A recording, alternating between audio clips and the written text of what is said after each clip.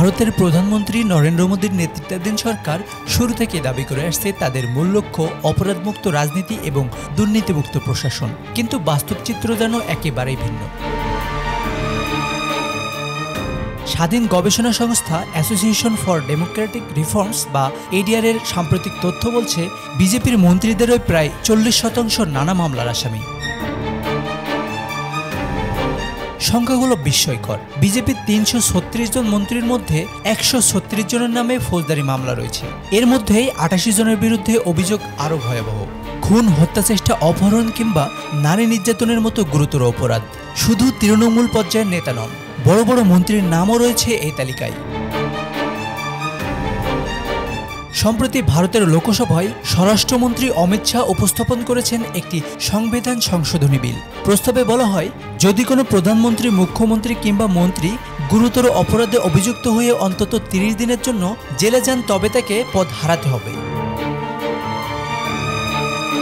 সরকার দাবি করছে এটি প্রশাসনকে দুর্নীতিমুক্ত করার বড় একটি পদক্ষেপ। কিন্তু প্রশ্ন থেকে যাচ্ছে, যখন ক্ষমতাসীন পার্টি নিজস্ব মন্ত্রীদের বিরুদ্ধে রয়েছে পাহাড়সম মামলা, তখন এই বিল কতটা বাস্তবযোগ্য?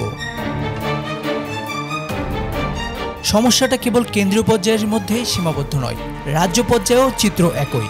ভারতের অন্তত 11টি রাজ্যে মন্ত্রীদের 60% বিরুদ্ধে মামলা ঝুলছে। বিজেপি এনডিএ শাসিত বিহার, অন্ধ্রপ্রদেশ, উড়িষ্যা, মহারাষ্ট্র, দিল্লি কিংবা পুদুচেরি, সব জায়গায় একই অবস্থা। আবার বিরোধী দলের রাজ্যগুলো এর বাইরে নয়। কংগ্রেস শাসিত তেলেঙ্গানায় 61 মন্ত্রীর মধ্যে 45 জনের বিরুদ্ধে রয়েছে মামলা। পশ্চিমবঙ্গে তৃণমূল কংগ্রেস সরকারের মন্ত্রীদের বিরুদ্ধে রয়েছে ফৌজদারি অভিযোগ। সমালোচকদের মতে, মোদী সরকারের এই উদ্যোগ মূলত একটি রাজনৈতিক কৌশল।